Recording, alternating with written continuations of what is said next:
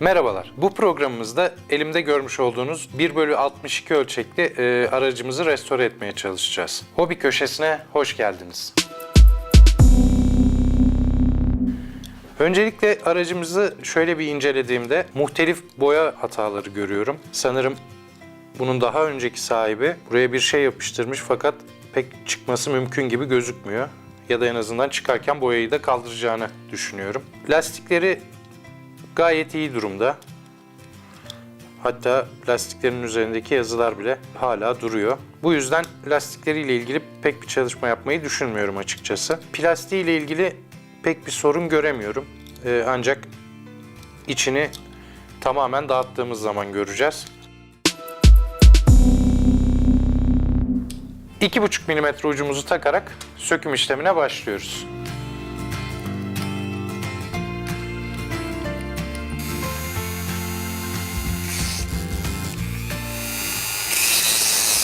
Yavaş yavaş da ucumuzun kalınlığını arttırarak zarar vermeden sökme işlemi yapmayı deniyoruz. Önceki bölümde edindiğimiz tecrübeden dolayı daha kalın bir uçla biraz daha genişleteceğim deliğimizi ki sökülürken bize minimum zorluk çıkarsın.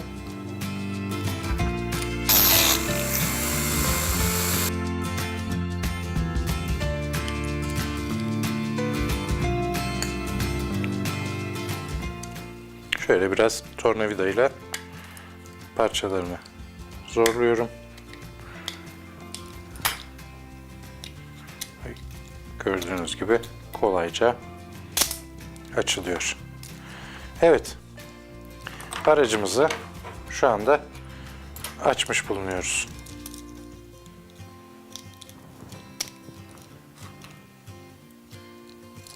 Sökerken biz mi yaptık yoksa buraları kırık mıydı bilmiyorum ancak buralarda küçük birer tadilat işlemi yapacağız. Direksiyonumuzun mili biraz kırılmış, yerinden kopmak üzere.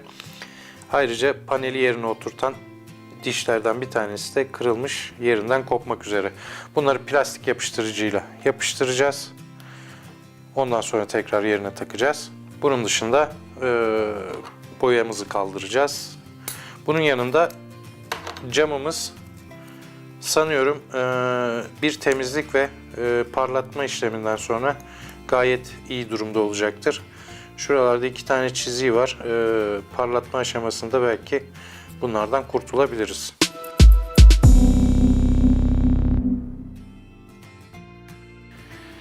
Şimdi bu arabamızın boyasını sökeceğiz.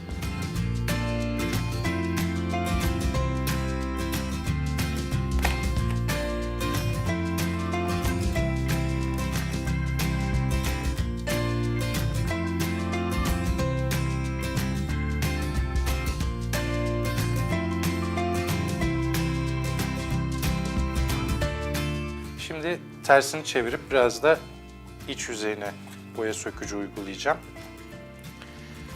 Bu arada bu işlemleri yaparken eldiven ve gözlük takmayı unutmuyoruz. Ve iyi havalandırılmış bir alanda bunu yapmanız çok önemli. Çünkü bu boyayı çıkarma işlemi sırasında zehirli sayılabilecek gazlar ortaya çıkabiliyor.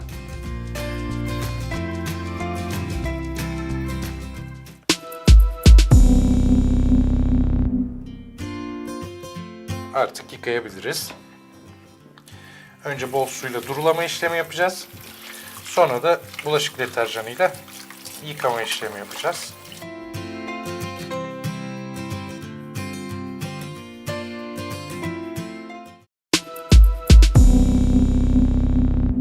Boya kaldırma işlemimizi tamamladıktan sonra daha sonra yapacağımız boyanın daha iyi tutulması için metal parlatma işine gireceğiz. Bu metal parlatıcıyı tüm hırdavatçılarda çok uygun fiyata bulabiliyorsunuz.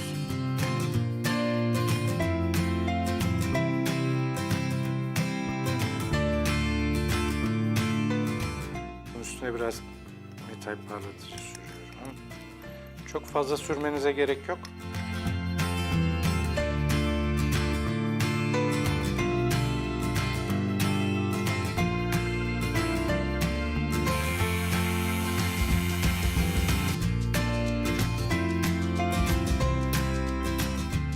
Daha sonra bunu bulaşık deterjanıyla yıkayıp temizleyeceğiz.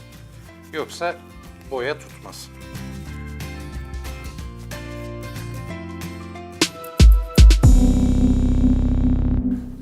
Parlatma işlemimizi tamamladıktan sonra aracımızın önce altındaki toplarken kullanacağımız delikleri delmemiz gerekiyor. Vida ayarlarını hazırlamamız gerekiyor. Şimdi o işleme geçeceğiz. Bunun için önce söküm işleminden kalan çapakları temizlememiz gerekiyor.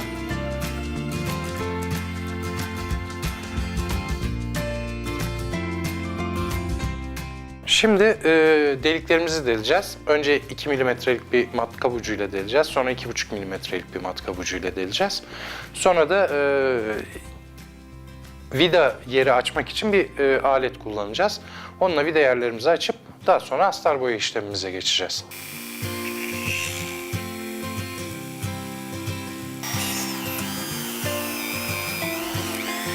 Delme işlemi sırasında ısınma olabiliyor. Bu aşamada kesici yağı diye bir yağ var. Onu kullanabilirsiniz, onu tercih edebilirsiniz. Ya da benim gibi hiç kesici yağı kullanmayıp biraz soğumasını bekleyebilirsiniz.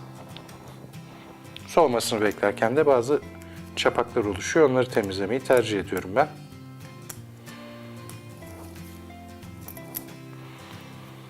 Şimdi 2,5 milimetrelik ucumuzu takacağız. Onunla delmeye devam edeceğiz. Yalnız bu aşamada ben bu aşırı ısınmadan dolayı biraz rahatsız oldum. Bir mutfak beziyle tutacağım arabamı.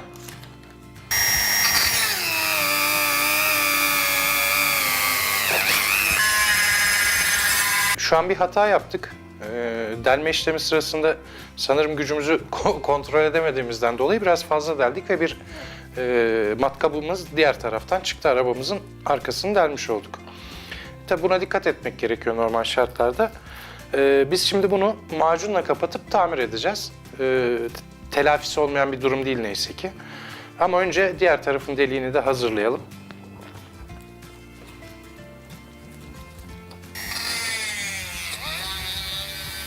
Delme işlemlerimiz bittiğine göre artık vida yivimizi açabiliriz.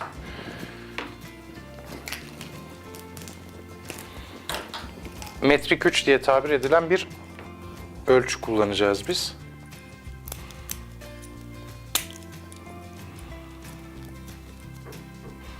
Bunu biraz yavaş yapmanızı tavsiye ediyorum.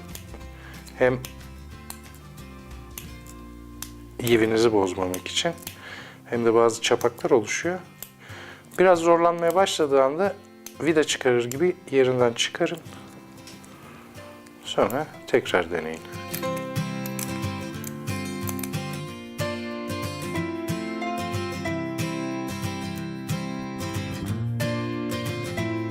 Şimdi delme işlemi sırasında zarar verdiğimiz yeri macunla kapatarak tamir edeceğiz. Macun kuruduktan sonra ince bir zımparayla zımpara atıp astar boya işlemini gerçekleştireceğiz. Daha önce söylediğimiz gibi söküm işlemi sırasında direksiyonumuzun kırık olduğunu fark ettik. Onun da tamirini aynı anda yapacağız. Direksiyonda zaten sadece bir yapıştırma işlemi yapacağız. Öncelikle hemen onu halledelim.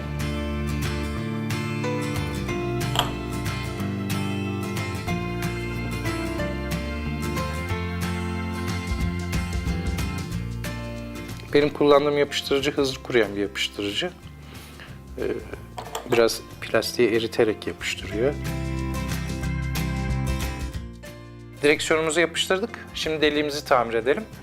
Deliğimizi tamir etmek için bir parça kağıttan da faydalanacağım. Macun aşağıya doğru gitmesin diye. Önce alttan biraz kağıt tıkayacağım içine.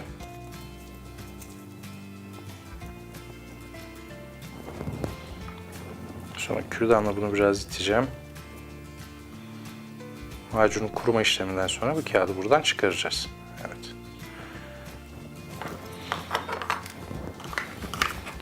Ben yine çabuk kuruyan bir macun türü kullanıyorum.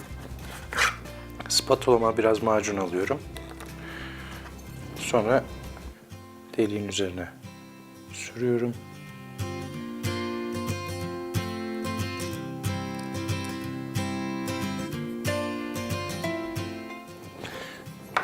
Biraz yüzeyden yüksek kalmasına takılmayın. Çünkü kuruduktan sonra zımpara yapacağız zaten. Hatta biraz E'ye de yapacağız.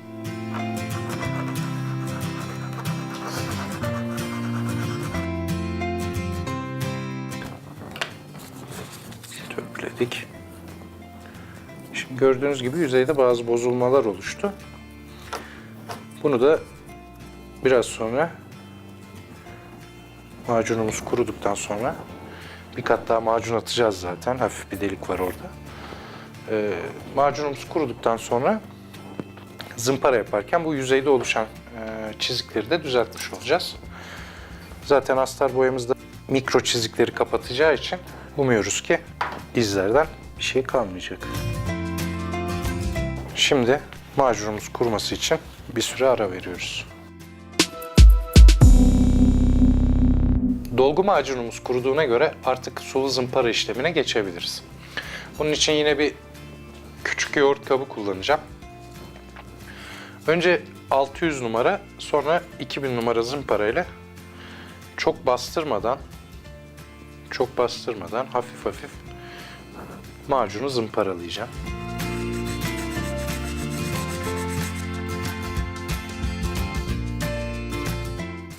Bu işlemi yaparken biraz sabırlı olmanız gerekiyor. Çünkü acele etmeye kalkarsanız tekrar o deliğin içine doğru zımparalayabilirsiniz. Sonra bütün işleme en baştan başlamak zorunda kalabilirsiniz. Kaba zımparamız bitti. Şimdi aşırı ince 2000 numara zımparayla düzgün bir yüzey oluşturmaya çalışacağım.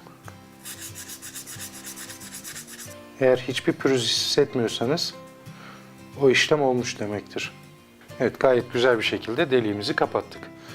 Deliğimizi kapattığımıza göre artık macunu tutsun diye altına yerleştirmiş olduğumuz kağıdı çıkarabiliriz. Evet, onu da çıkarttım. Gördüğünüz gibi gayet güzel bir şekilde deliğimizi tıkamış olduk. Zımpara esnasında oluşan kir ve tozları yıkamamız gerekecek. Yine bulaşık deterjanıyla yıkayacağız. Kuruduktan sonra da astar boyamızı atacağız. Arabamız kurudu. Artık astar boya yapabiliriz.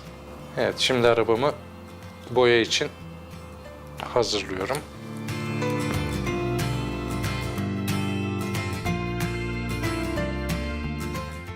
Astar boyamızı önce güzelce çalkalıyoruz.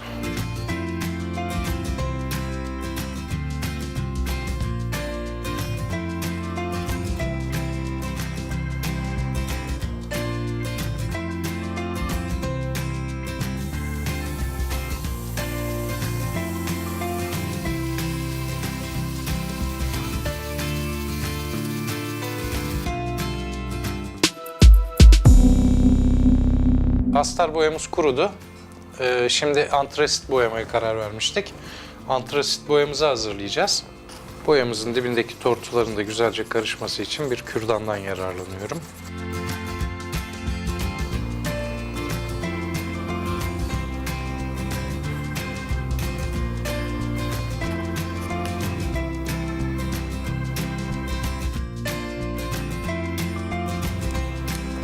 Evet, boyam hazır. Şimdi boyama işlemine geçeceğim. Boyama işlemine geçmeden önce maskemizi, gözlüğümüzü ve eldivenlerimizi takmayı unutmuyoruz.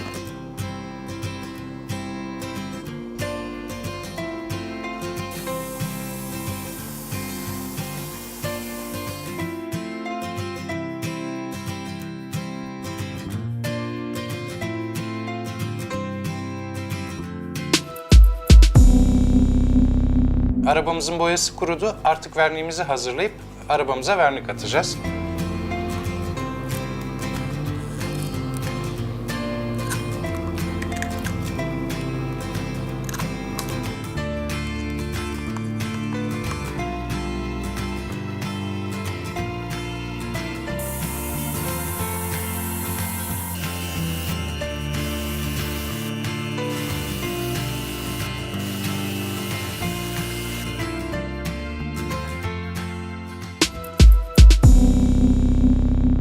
Evet, verniğimiz kururken arabamızın detay boyalarını yapacağız. Koruyucu barlarımızı metalik griye boyayacağım. Sürücünün girip çıkması için bir örtü var. Onu da siyaha boyayacağız. Vites kolu var. Vites kolunu siyaha boyayacağız.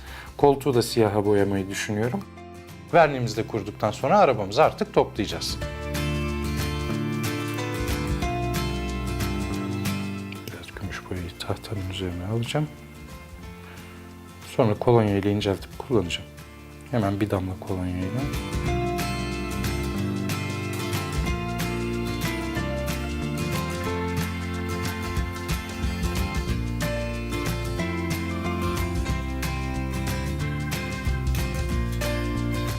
Biraz kurumasını bekleyin. Grilerimizden sonra siyah boyalarımızı yapacağız. Siyah boyamdan biraz tahtanın üstüne alıyorum.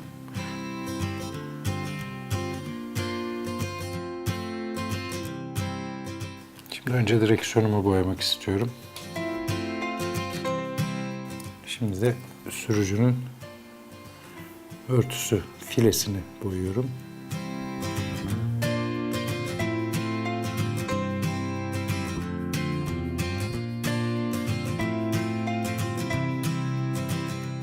Böylece detay boyama işlemimiz de sona erdi. Boyalarımız ve verniğimiz kuruduğuna göre artık toplama işlemine geçebiliriz. Öncelikle direksiyon bölümümüzü yerine oturtuyoruz.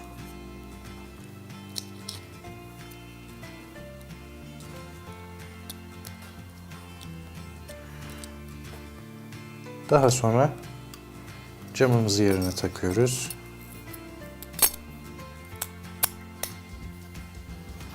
Ve kasamızı kapatıyoruz. Şimdi vidalamalarını yapacağız.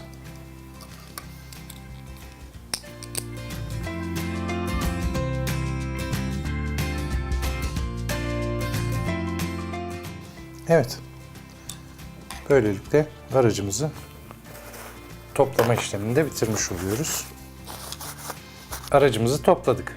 Bir bölümümüzün daha sonuna gelmiş olduk böylece. Görüşmek üzere. Hoşça kalın.